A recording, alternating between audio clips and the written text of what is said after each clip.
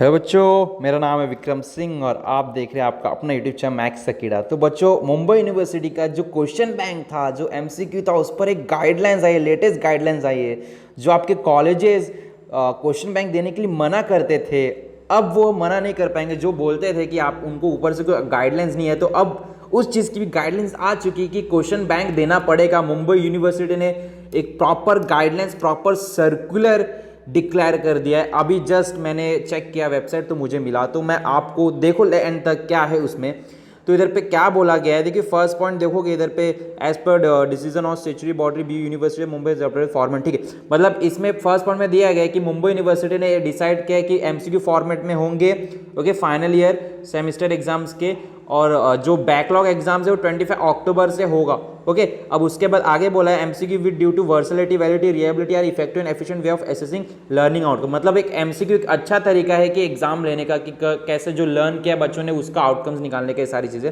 अब देखो आगे जो मेन एंड इंपॉर्टेंट पॉइंट क्या दिया हुआ है, final year semester MCQ paper will be based on syllabus cover till March 13, okay. For backlog examination the paper setting should be on entire syllabus, okay. मतलब जो फाइनल ईयर एग्जाम्स है, मतलब जिनका last sem है, उनका जो है exams होगा March 13 तक, जितना सिलेबस कंप्लीट हुआ है उस बेसिस पर ही होगा। मतलब कॉलेज अगर बोलेगा नहीं भाई तुमको 6 के 6 यूनिट देने, तो ऐसा नहीं है। 13 मार्च तक अगर 5 यूनिट ही कंप्लीट हुए तो उनको 5 यूनिट ही देना पड़ेगा, वो 6 के 6 नहीं ले सकते। और जो बैकलॉग है, जिनको 80 के 80 है, वो लोगों को एंटायर सिलेबस का एग्जाम देना होगा, क्योंकि वो पहले पढ़ चुके होंगे सिलेबस, ठीक है। तो आगे देखो, आगे इंपॉर्टेंट मेन चीज हमारा दिया हुआ, under the guidance of deans and associate deans of respective faculty the lead colleges with due involvement of related subject course teacher and from college within the cluster should prepare the comprehensive MCQ bank for each subject course, English और Marathi as medium instruction and above mention, okay. तो इधर पे बोला है कि जो MCQ banks है उनको प्रिपेयर करना है किन्हें, कॉलेजेस को, ठीक है। एमसीक्यू बैंक जो है, क्वेश्चन बैंक जो है, इंग्लिश और मराठी मीडियम में जो है प्रिपेयर होंगे।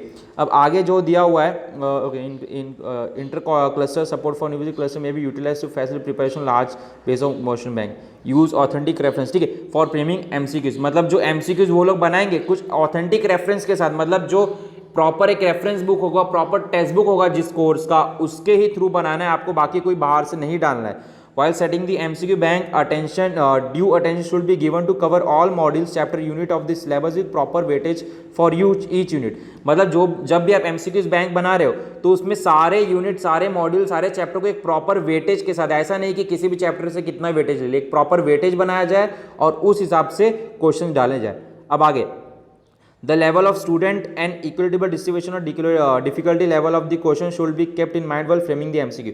मतलब स्टूडेंट का लेवल, वो कौन सा कोर्स कर रहा है, फिर डिफिकल्टी लेवल, जो क्वेश्चंस है, क्वेश्चंस के अलग अलग डिफिकल्टी लेवल रहेंगे, इजी क्वेश्चन रहेगा, एवरेज क्वेश्चन रहेगा, डिफिकल्ट क्वेश्चन रहेगा, तो उस हिसाब से वो सारी चीज़ें दिमाग में रखकर MCQ बनाया जाए। अब आगे, answer key solution of the MCQ should be invariable provided along with the MCQ bank as separate answer key bank, okay. अब क्वेश्चन बैंक के साथ साथ आंसर की, उसके सॉल्यूशंस भी जो है प्रोवाइड किए जाने चाहिए। अब MCQ bank should be large enough to draw a randomise manner multiple question set minimal, okay. तो इसके अंदर कंफ्यूजन, ओके। तो हाँ, ये ज़्यादा कुछ इंपॉर्टेंट नहीं है, बस उसमें बोला है कि MCQ सारा जो सिलेबस है और उसके अंदर जो क्वेश्चन वगैरह वापस से रिपीट नहीं होने चाहिए, ओके, इस तरह से बोला है। अब आगे बोला है कि MCQ paper will be comprise of 25 to 40 MCQ। जो पेपर होंगे 25 से 40 MCQs होंगे, 1 घंटा मिलेगा 50 मार्क्स के लिए, ओके। अब इधर बोला है each MCQ consider definite problem statement, list of 4 suggest solution in alternative option 4, okay. तो इसमें क्या बोला है कि MCQs अगर कभी कभार क्या होता है, एक क्वेश्चन रहेंगे, 4 ऑप्शंस रहेंगे, उसमें से 2 करेक्ट ऑप्शन रहते हैं, तो बच्चे कंफ्यूज हो जाते हैं कौन सा सिलेक्ट करें। तो इसमें बोला गया है कि नहीं भाई, 4 ऑप्शन में से एक ही करेक्ट होने चाहिए, बाकी के इनकरेक्ट होने चाहिए, ताकि बच्चे कंफ्यूज ना हो। अब इधर पे आगे क्या दिया हुआ है, ओके। अब इधर पे नेक्स्ट पॉइंट में दिया है कि जो एकदम क्लियर स्ट्रेट फॉरवर्ड क्वेश्चंस होने चाहिए, ठीक है, घुमा फिरा के नहीं होने चाहिए, ऐसा बोला है। अब इसमें आगे बोला है कि MCQ should B free from spelling, grammatical mistakes and technical errors, ठीक है। टेक्निकल एरर्स नहीं होने चाहिए, ग्रामेटिकल मिस्टेक्स वगैरह नहीं होने चाहिए, सारी चीज़ें दी हुई है। अब आगे क्या चाहिए, मेन इंपॉर्टेंट पॉइंट्स थे, हमने देख लिया। अब आगे इसमें और जो इंपॉर्टेंट पॉइंट है, मैं डायरेक्ट उस पर आता हूँ, ओके। अब इधर पे बोला है कि जो अल्फ़ाबेटिकल MCQ के नंबर्स होंगे, जो इंपॉर्टेंट पॉइंट है मैं उस पर डायरेक्ट आ रहा हूँ। अब मैं सारे पॉइंट नहीं पढ़ रहा, इंपॉर्टेंट पॉइंट से जो उस पर आ रहा हूँ।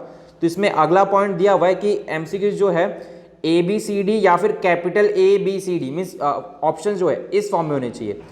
मतलब बुलेट्स फॉर्म में ऑप्शंस नहीं होने चाहिए, बुलेट्स फॉर्म में एमसीक्यूज नहीं होने, 1 2 3 4 नंबरिंग में जो है ऑप्शंस नहीं होने चाहिए, सारी चीज़ें दिए हुए।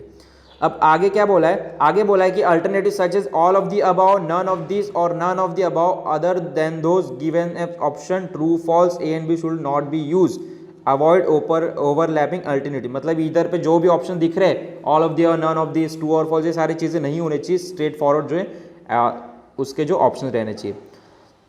Okay, simple MCQ should prepare provide to develop understanding awareness of the pattern. Okay, mock test will be conduct. Okay, mock test conduct किया जाएगा ताकि ऑनलाइन में एमसीक्यू एग्जामिनेशन कैसे देते हो बच्चे लोगों को थोड़ा सा क्लियर हो जाए। ओके, अब इधर पे लीड कॉलेजेस को कुछ जो कि इधर पे दिया हुआ है, MCQ bank for each subject, MCQ bank for each college, MCQ bank for each subject, it may be assign to task in teacher. Okay, इधर पे लीड कॉलेज के लिए, इधर पे हमारे लिए नहीं, इसमें बस बोला गया है कि लीड कॉलेजेस को उनके अलग अलग फैकल्टीज़ को एमसीक्यू बैंक बनाने का जो भी जिम्मेदारी दिया जाए, सीनियर जो टीचर्स हैं उनको ये टास्क दिया जाएगा, ये सारी चीज़ें बोला है। अब आगे बोला lead college with analyse the requirement of college with in the cluster and format online exam time table accordingly.